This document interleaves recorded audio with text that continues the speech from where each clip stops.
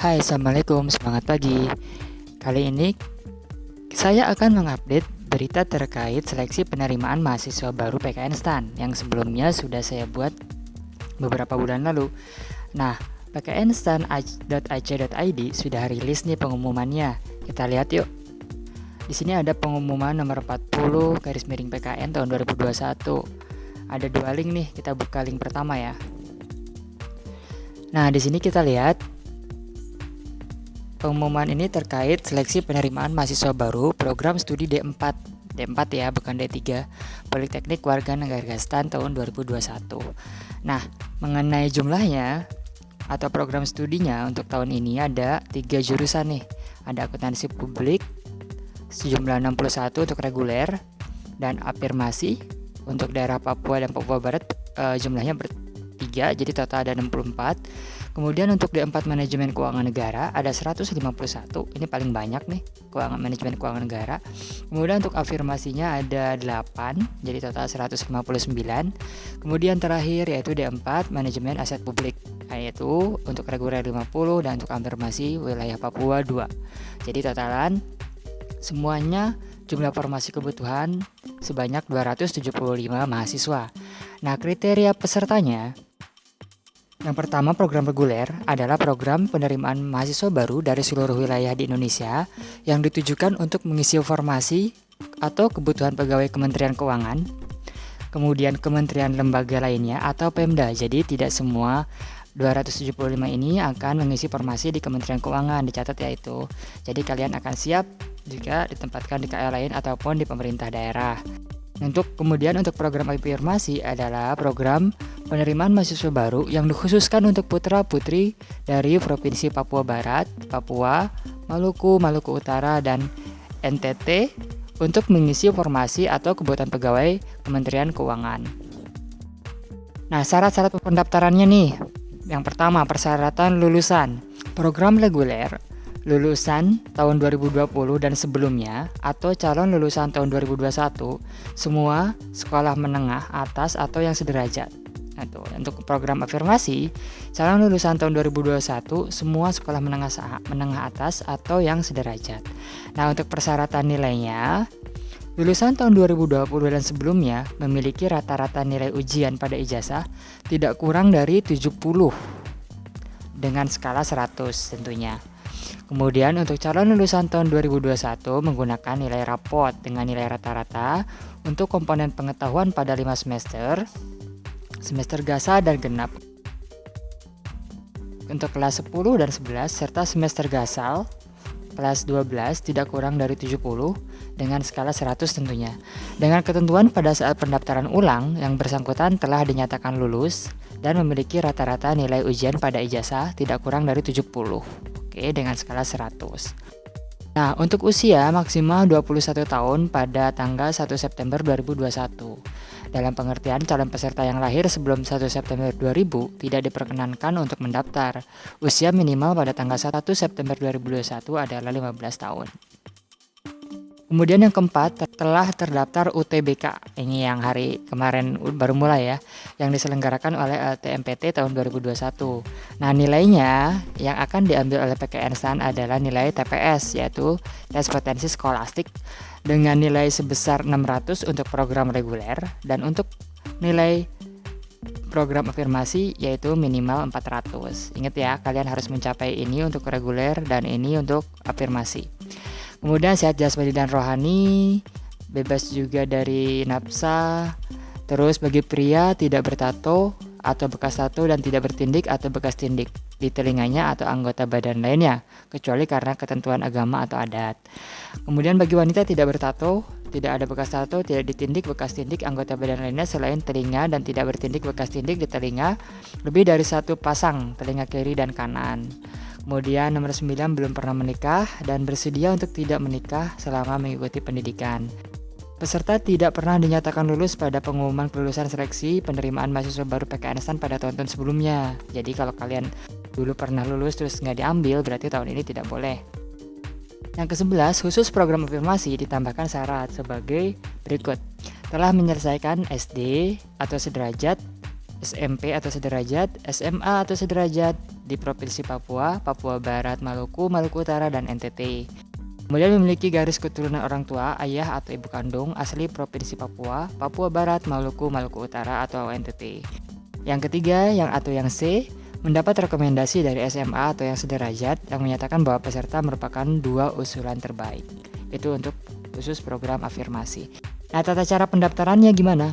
Peserta melakukan registrasi ya melalui portal SSCASN BKN Go ID dengan tahapan sebagai berikut.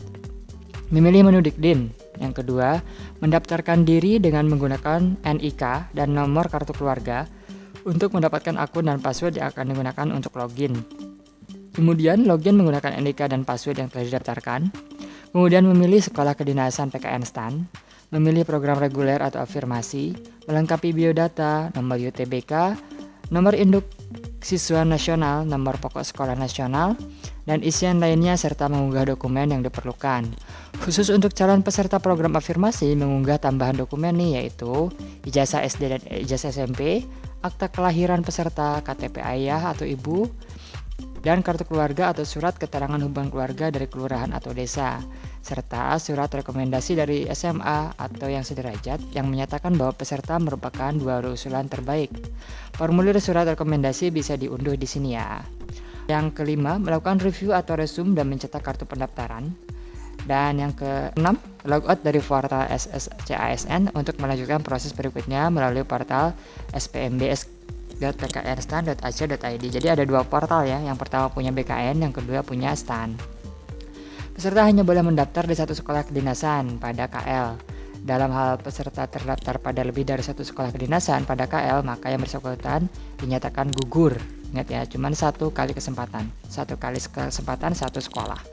Peserta mengisi formulir pendaftaran online e-registration melalui portal SPMB.PKN.ID yang terdiri dari tahapan berikut. Yang pertama, login menggunakan akun dan password yang didaftarkan pada tadi portalnya BKN.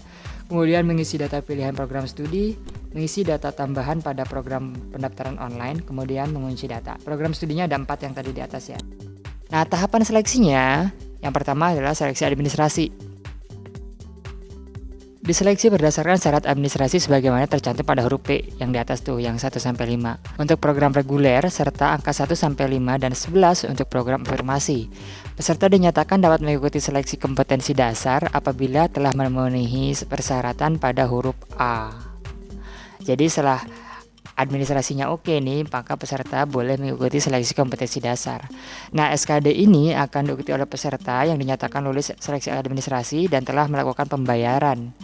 SKD dilaksanakan menggunakan sistem CAT BKN. Jadi CAT punya BKN nih. SKD meliputi tes karakteristik pribadi, tes intelijensi umum, dan tes wawasan kebangsaan. Peserta dinyatakan lulus SKD apabila memenuhi nilai ambang batas SKD sesuai ketentuan yang berlaku. Peserta berada di peringkat yang sesuai dengan jumlah kebutuhan untuk seleksi lanjutan 1. Jumlah kebutuhan peserta yang lulus seleksi lanjutan 1 ditentukan oleh panitia pusat. Jadi setelah lulus SKD maka akan ada seleksi lanjutan 1. Seleksi lanjutan 1 diikuti oleh peserta yang dinyatakan lulus SKD. Seleksi lanjutan 1 terdiri dari tes kesehatan dan kebugaran serta tes psikologi. Tes kesehatan dan kebugaran terdiri dari pemeriksaan yang mencakup pemeriksaan tinggi dan berat badan, tekanan darah, visus mata, dan atau pemeriksaan kesehatan lainnya yang ditentukan oleh panitia pusat. Kemudian tes kebugaran berupa lari, mengelilingi lintasan dan sateran, kemudian pull up, chinning, push up, sit up, dan aktivitas lainnya yang ditentukan oleh Panpus. Biasanya lari ini kalau nggak salah 12 menit berputar, kemudian sateran yang cepet-cepetan 3 kali putaran angka 8, kemudian pull up dalam berapa menit kalian mampu berapa kali pull up, push up, sit up, atau aktivitas lainnya yang ditentukan oleh panitia pusat berikutnya. Kemudian tes psikologi dilaksanakan menggunakan computer based test. Setelah itu peserta dinyatakan lulus seleksi lanjutan 1 apabila peserta memenuhi kriteria kesehatan dan kebugaran. Peserta memenuhi kriteria psikologi. Nilai seleksi lanjutan 1 merupakan penjumlahan antara angka 1, 2, dan bobot masing-masing 50%. Jadi yang 1, 2, ini bobotnya 50-50 ya. Peserta berada di peringkat yang sesuai dengan jumlah kebutuhan untuk seleksi lanjutan 2. Nah, setelah seleksi lanjutan 1 itu lolos, kamu akan ada seleksi lanjutan 2 berupa wawancara. Tes wawancara diikuti oleh peserta yang dinyatakan lulus seleksi lanjutan 1. Seleksi lanjutan 2 dilaksanakan dengan semi online, yaitu peserta mengikuti wawancara di tempat yang telah ditentukan dan pewawancaranya melakukan wawancara secara online dengan video conference. Peserta dinyatakan lulus seleksi lanjutan 2 apabila peserta memenuhi standar minimal kriteria wawancara dan peserta berada di peringkat yang sesuai dengan jumlah kebutuhan. Jumlah kebutuhan peserta yang lulus SPMB-PKN STAN ditentukan oleh panitia pusat. Kemudian terkait biaya pendaftaran dan tata cara pembayaran, biaya pendaftaran SPMB sebesar Rp350.000 per peserta. Biaya tersebut sudah termasuk biaya pelaksanaan SKD sebesar Rp50.000. Jadi cuma sekali bayar ya, tidak ada bayar lagi. Berdasarkan peraturan pemerintah nomor 63 tahun 2016. Terakhir, nomor 2, tata cara pembayaran dilakukan melalui Bank Mandiri biasanya virtual Mandiri Account. Agar dapat mengikuti tahapan seleksi berikutnya, peserta diwajibkan membayar biaya pendaftaran SPMB sebagaimana tercantum pada angka 1, yaitu Rp350.000. Kode billing didapatkan melalui portal SPMB-PKN STAN Aceh ID dengan login menggunakan username dan password masing-masing peserta. Pembayaran dilakukan melalui Bank Mandiri dengan cara setoran tunai, ATM atau M-Banking atau Internet Banking dengan menggunakan Mandiri Virtual Account. Tata cara pembayarannya dapat dilihat di portal berikut ya. Nah, untuk jadwal kegiatan SPMB-PKN STAN sendiri berikut lini masanya atau timeline-nya.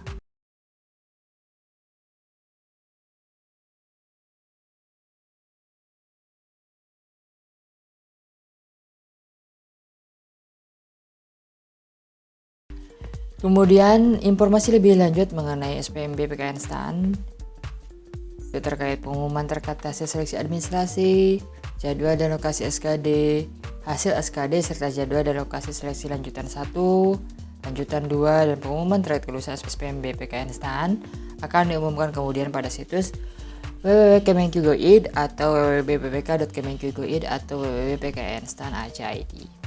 Nah, pendaftaran ulang merupakan bagian dari proses rangkaian SPMB-PKN STAN tahun 2021 yang dilaksanakan melalui verifikasi persyaratan pendaftaran dengan menggunakan dokumen asli ya. Jangan legalisir ataupun fotokopian. Apabila dalam proses pendaftaran ulang diketahui bahwa calon mahasiswa tidak memenuhi persyaratan sesuai ketentuan yang tercantum, maka yang bersangkutan dinyatakan tidak lulus dan tidak diterima sebagai mahasiswa baru PKN STAN tahun 2021. Pendaftaran ulang wajib dihadiri oleh calon mahasiswa yang bersangkutan, tidak dapat diwakilkan. Nah, kemudian bagian pendidikan. Pendidikan untuk program D4 akan dimulai pada akhir September 2021. Penyelenggaraan pendidikan diasramakan, sesuai dengan ketentuan yang berlaku di PKN STAN. Jadi kalian tidak ngekos ya untuk mahasiswa baru, semua akan diasramakan di komplek PKN STAN. Lama pendidikan untuk program studi D4 adalah 8 semester. Mahasiswa tidak memenuhi syarat kelulusan pada setiap akhir semester akan di-DO dari program pendidikan PKN STAN. Pendidikan program studi di kelompok 4 diselenggarakan di kampus PKN STAN Jalan Bintaro Utama Sektor 5, Bintaro Jaya, Tangsel. Mahasiswa tidak dikenakan biaya selama mengikuti kegiatan akademik. Nah, kalian juga karena diasramakan tidak ada biaya kos. Kalian cuma bayar Rp350.000 di awal, luar biasa. Lulusan program studi D4 dapat akan menjadi CPNS di lingkungan Kemenq, KL lainnya atau Pemda sesuai formasi atau kebutuhan yang tersedia pada tahun yang bersangkutan. Jadi kalian ketika masuk kalian juga harus siap ditempatkan di mana aja, baik di Kementerian Keuangan, di kementerian lembaga lainnya ataupun di Pemda. Penempatan mahasiswa yang dinyatakan lulus pada seleksi penerimaan mahasiswa baru PKN STAN tahun 2021 pada Kemenq atau KL ataupun Pemda akan dilakukan setelah mahasiswa menyelesaikan pendidikan, berarti 4 tahun kemudian. Nah, lain-lainnya peserta wajib membawa kartu peserta ujian pada setiap tahapan pelaksanaan seleksi. Jadi ada 4 tahapan ya. Yang pertama administrasi, yang kedua SKD, yang ketiga lanjutan 1 berupa kesehatan kebugaran, kemudian tes psikologi, dan terakhir tes lanjutan kedua berupa wawancara. Kemudian panitia pusat berwenang memindahkan lokasi ujian yang sebelumnya telah dipilih peserta ke lokasi ujian lain yang terdekat. Jadi nanti kalian akan memilih di mana lokasi yang diinginkan, tapi panitia pusat juga mempunyai wewenang untuk memindahkan lokasi ujiannya. Panitia pusat berwenang untuk mengoptimalkan formasi atau kebutuhan. Formasi atau kebutuhan program afirmasi dapat diisi oleh program peserta reguler. Dalam hal jumlah peserta program afirmasi yang lulus tidak dapat memenuhi formasi atau kebutuhan program afirmasi. Jadi kalau misalkan formasi kebutuhan di program afirmasi kurang, maka panitia pusat berhak menggeser lulusan program reguler untuk ditempatkan di program afirmasi. Gitu ya. Semua biaya, transaksi bank, transportasi, akomodasi, dan lain-lain yang dikeluarkan dalam rangka mendaftarkan diri kalian itu ditanggung oleh kalian sebagai peserta. Dalam proses SPMB PKN STAN tahun 2021 tidak ada surat menyurat, KTBLC atau sejenisnya, dan dispensasi dalam bentuk apapun. Jadi benar-benar bersih, kalian benar-benar bersaing secara bersih. Kelulusan peserta adalah murni dari prestasi peserta sendiri. Jika ada pihak yang menjanjikan kelulusan dengan motif apapun, maka hal tersebut merupakan tindakan penipuan. Ingat ya, itu tindakan penipuan di luar tanggung jawab panitia.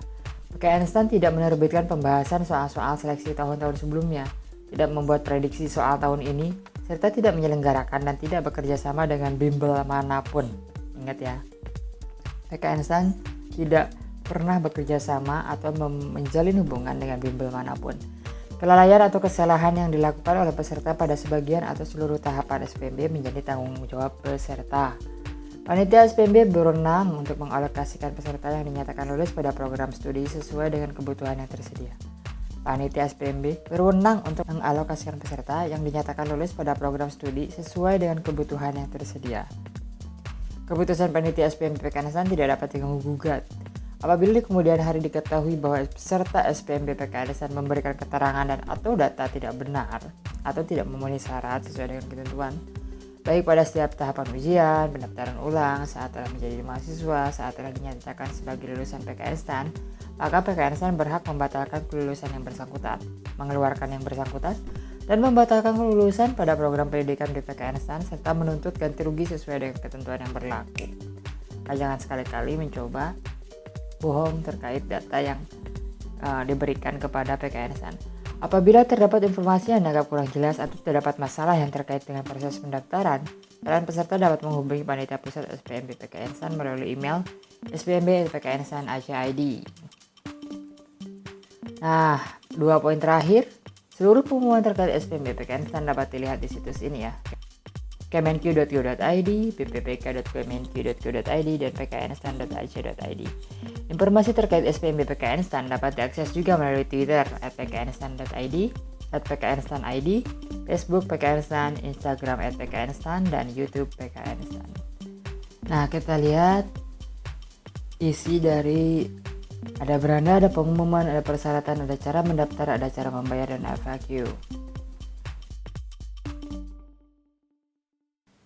Nah, dokumen yang perlu disiapkan ketika kamu akan registrasi yaitu KTP, kartu keluarga, atau surat keterangan, ada foto, ada ijazah atau rapor, kemudian dokumen tambahan untuk jalur afirmasi berupa KTP orang tua, ijazah SD, SMP, SMA, ijazah SD dan SMP, akta kelahiran, kartu keluarga, serta surat hubungan keluarga. Nah, mengenai tahapannya, calon peserta telah melakukan login di portal SSCASN dan mengisi kelengkapan, syarat, serta mengunduh atau mengunggah dokumen yang diperlukan pada portal tersebut. Selain peserta login di https spmb.pknstan.ac.id menggunakan akun SSCASN, kemudian calon peserta melengkapi data pilihan prodi, ada 3 tadi, nilai rapor per semester, lokasi ujian lanjutan, selanjutnya mengunci data. Yang keempat, proses verifikasi seleksi administrasi oleh panitia. Yang keenam, pengumuman seleksi administrasi. Yang ketujuh, calon peserta melakukan pembayaran dan dengan mengenerate kode MFA. Kemudian calon peserta login di https SSCASN BKN.go.id untuk mencetak kartu ujian peserta tahun 2021. Dokumen yang wajib dibawa saat ujian yaitu KTP atau surat keterangan pengganti KTP atau kartu keluarga asli ya, jangan legalisir atau fotokopian. Kemudian kartu ujian yang sudah dicetak di SSCASN ini. Kemudian kita lihat di persyaratan tadi udah, FAQ-nya kita lihat ya, apa aja isinya.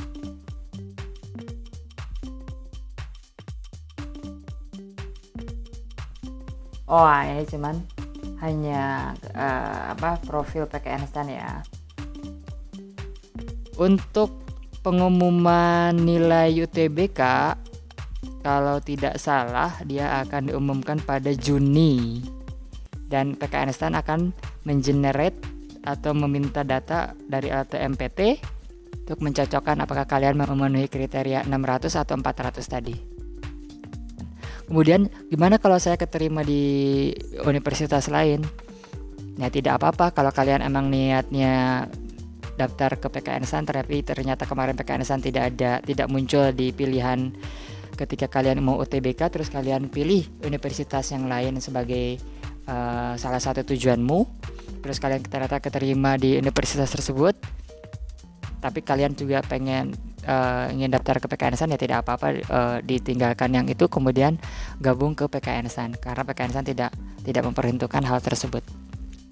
Demikian teman-teman update-nya, silakan di like, di komen, di share ke teman-teman yang lain. Ini lanjutan dari serial atau tutorial bagaimana bergabung di PKN STAN tahun 2021. Untuk berikutnya akan ada update lagi terkait di mana tempat seleksi lanjutan 1 yaitu SKD tadi, ini kan belum diumumkan ya. Kemudian di mana tempat untuk seleksi lanjutan 2 yang wawancara itu akan diupdate di channel ini, dan kalian terus update di Instagramnya PKN STAN ya, atau di pknstan.pknstan. Di sini juga akan ada update-update berikutnya, silakan dicek secara berkala. Terima kasih teman-teman. Assalamualaikum.